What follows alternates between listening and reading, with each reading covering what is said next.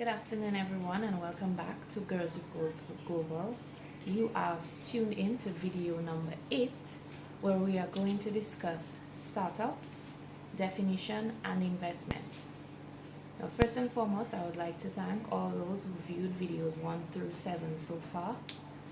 Please leave your feedback, your comments, what you think, what I can do to improve on my videos. I know the one before the last two, it was very dark, and I do apologize for that.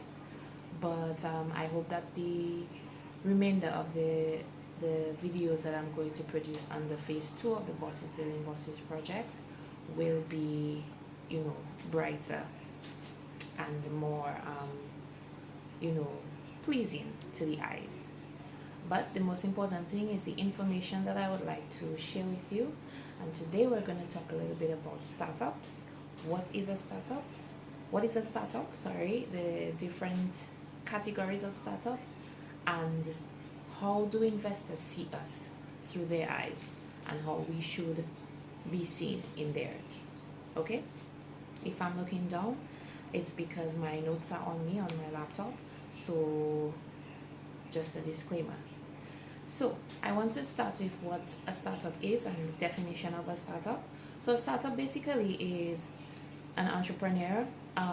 Some may define it as a young entrepreneur, but in my opinion, a startup can be an entrepreneur at any age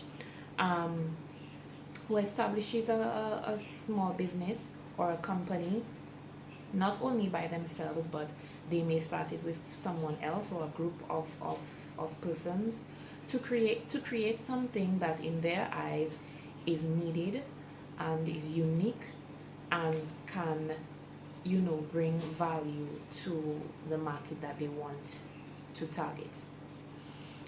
This particular company or this particular startup aims at bringing innovation and builds ideas quickly. So the startup really is a young business or business who is just starting off and basically wants to create something that would be something that is innovative, whether it's a product or a service, and just bring value to their potential customers. Now I want to just briefly run through a few of the different types of startups. So we have the scalable startups, as I mentioned in my previous video, or the one, I think it was video number 6, where I spoke of types of entrepreneurship. So we have the scalable startups. So we have the scalable startups again, which is basically small businesses or startup businesses who have that vision for themselves or for their business, and they want to reach a certain point in their entrepreneurship life cycle. So it's not just for them, it's not just starting a business and ending it right there. It's more so with creating value and improving on a vision and a mission that they have for their new business venture. We also have the small business startups. Okay, so your small business startups are created by regular people and are self-funded. So the scalable startups, I don't know if you recall, if you have viewed video number 6 on types of entrepreneurship again, where I think I spoke of small businesses, which are types of entrepreneurship or falls under the type of entrepreneurship or type of entrepreneurs, small businesses who are usually funded by the person who starts the business. So that would fall under small business startups, who are created by regular people like you and me and are most times self-funded. They grow at their own pace, and they usually have a good site, but they don't have any high technical, they don't have a high digital platform like have an app or anything. They may have a website, but most times it's just utilizing social media platforms that are free, like Facebook, Instagram, and so on. So for example, as I said in my previous video, like the hairdresser, your grocery stores, your barber shops, and so on, your nail techs, these are small business startups. These would fall under the category of small business startups. And for just falling back on the scalable startups, you would have examples of companies like Google and Facebook. These are scalable startups. They started at a you may say they started small, but then they had that vision that, okay, this thing is going to grow into something big. And this is exactly what happened with things like Facebook and Instagram and Uber and Twitter and these platforms. We also have what we call lifestyle startups, which are basically people who have a liking for something, like it may be something they like to do in their spare time, or it may be their hobby, and they just, again, they self-fund, and it's something that it's similar to a small business startup. So it's something that they fund on their own, or sometimes they may have help, to pump money into it. But it's basically something that they like to do. Hairdressers can fall under that category. Maybe, some people like doing hair, and they just felt like, why not start a business of me doing hair? I'm good at it, and I can make some money out of it. So they too will fall under the category of lifestyle startups, and they actively engage their people around them in their communities, their friends, a friend tell a friend, and that sort of thing. We also have the viable startups, which like businesses that have that vision and that mission for themselves, but to them they have a lifespan and they're not going to be in existence forever. So they want to reach to that point where they can sell their business. And as a result of that, they design innovative products that can satisfy needs of modern customers who will, as time goes by, will still want what they offer. And then we have, of course, the social entrepreneurs or the social startups, which they exist despite of the fact that companies or businesses start to make money. They start their businesses with an aim that they want to create a lasting impact and not just in it for the profit. So you have examples of the social startups would be like non-profit organizations or like charities and things of that nature. Okay, so now that you have a good idea of what startups really are. I mean, the name speaks for itself ultimately, but a startup is really, if you have to define what a startup is, it's basically a business that is in the ground stage of things. Remember, your small business has different life cycles. You have different stages of small business, or different stages of entrepreneurship, I should say. You have the idea stage, you have the growth stage, you have the startup stage. So your idea stage is the first one, and then you might hear some businesses say, well, I'm in the startup stage.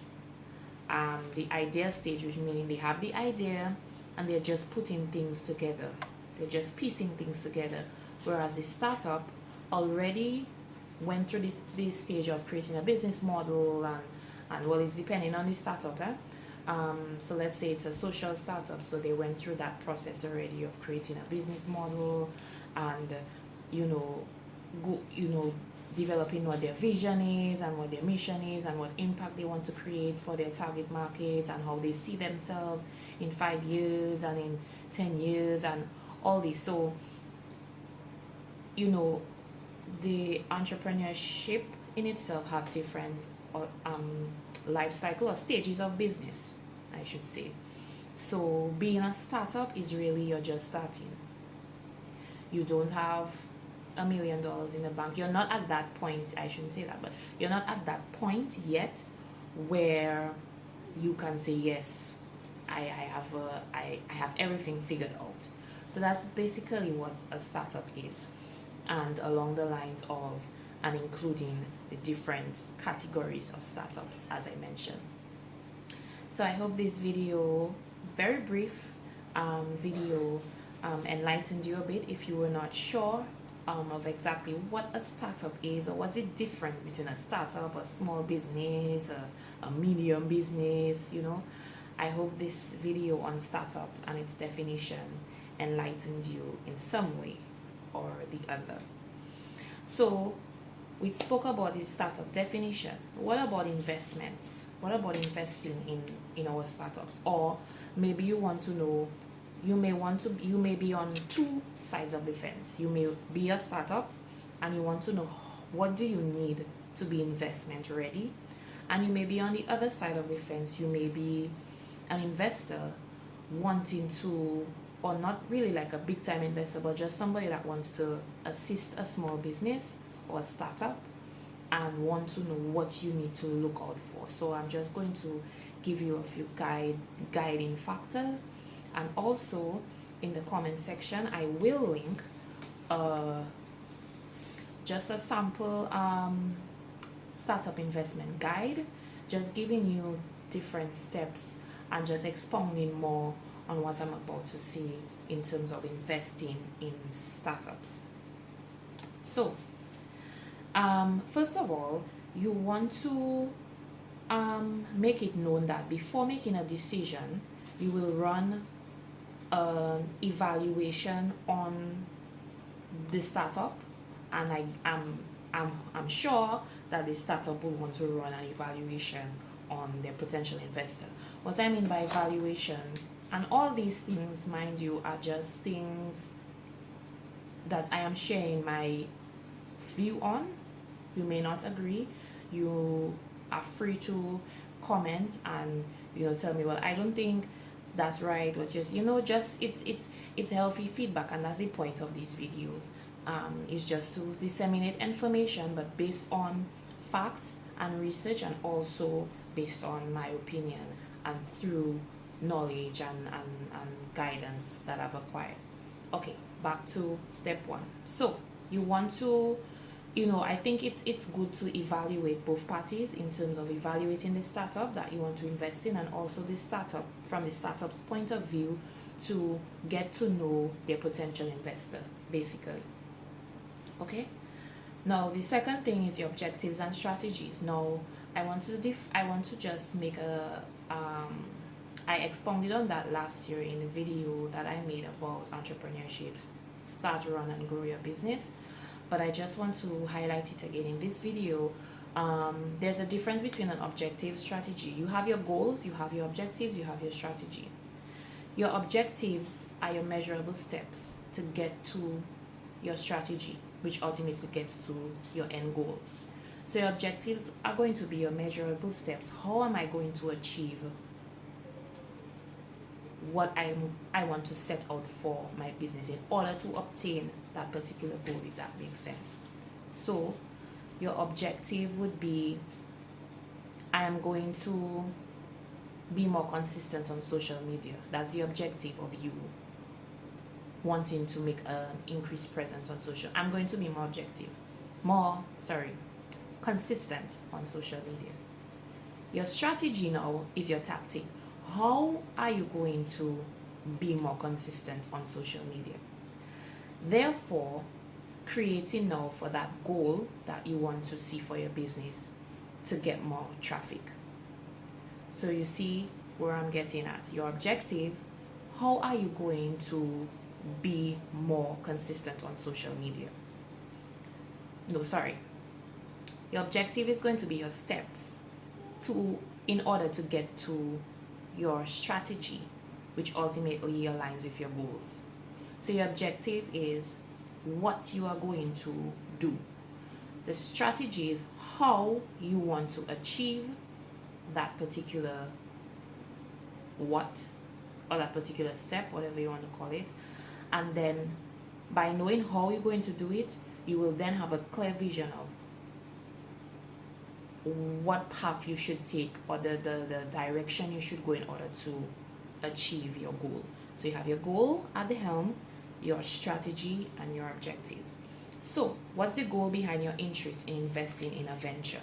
What's your goal behind your interest in wanting to have someone invest in your small business? You have the Swot Analysis, which is a very good matrix that can be used in order to measure your strengths, your weaknesses, your strengths, your weaknesses, your objectives, and your opportunities, and your SWOT analysis is very important as well, and it's a very good matrix that can be used when you're measuring out your business venture capabilities, I would say. So your strengths, your weaknesses, your opportunities, your threats. What is strong about your small business? What are your weaknesses? What are your strengths? What are the opportunities that you can take advantage of? And what are the threats that you are facing right now in terms of maybe competition and so forth? Then we look at the pitch. So how are you going to pitch your small business to your potential investor? And you want your potential investor to receive your pitch in a certain way in order to be favorable for you. So how long? Most funding pitches are about 15 to 30 minutes and should not really be longer than that. Who attends? Obviously your team, or you if you're a sole proprietor, and the investment side of it, the investor's team or the investor. Now before the pitch, you again have to have your evaluation points in check, and also know exactly what you want the outcome to be before you even pitch. You have to have an idea of, okay, I want this to go in my favor, or you plan your pitch basically. Then we look at exchanging information. So you have information about the business, like your business model, your pitch document, your team, if you have a team, their qualifications, their resumes, their CVs, legal information, financial information, and so forth. All pertinent documents that are needed. Then you look at impact versus activity metrics. So this basically is really and truly the investor's focus is really on the impact that your product is going to have on the market. So you want to measure your impact versus the activity, or what your product is going to, how much not traffic, but how much basically how much activity, or the words are leaving me now, your projected activity in the market. So if you start focusing on earning, you start by building things the right way. If you focus on learning, you start by wondering what is the right thing to build, what is the right product to offer. Is this product going to do good? You have to test. You cannot just put the product out there and just hope that it performs well or it sells good for you. You have to test it. So that's a mindset that the investor is looking for, and that's a mindset that you as a small business owner looking for investment should have, whether you're looking, whether you're not looking. The Lean Startup Canvas is a good metric again. It's easier than the business plan, but it has all the different factors that you would need to guide you along the way, especially if you're going to pitch. Then we have the venture validation and valuation and investment criteria. All these things are important more so on the investor's point of view, but it's also good information that you can have. And then we have the final decision. Am I going to invest in your business or try again next time? You can use that checklist to gauge whether or not you have covered the crucial who you're going to sell to, how you're going to sell to them, and what you're going to sell, and the other different what questions, like what outcome are you expecting, what is your projected sales for the first 6 months, and questions like that.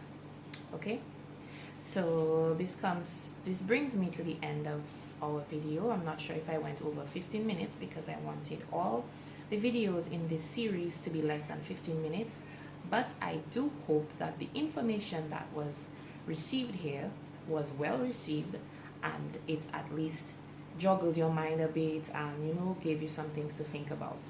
Stay tuned for video number 9 video number 9, where I'm going to speak about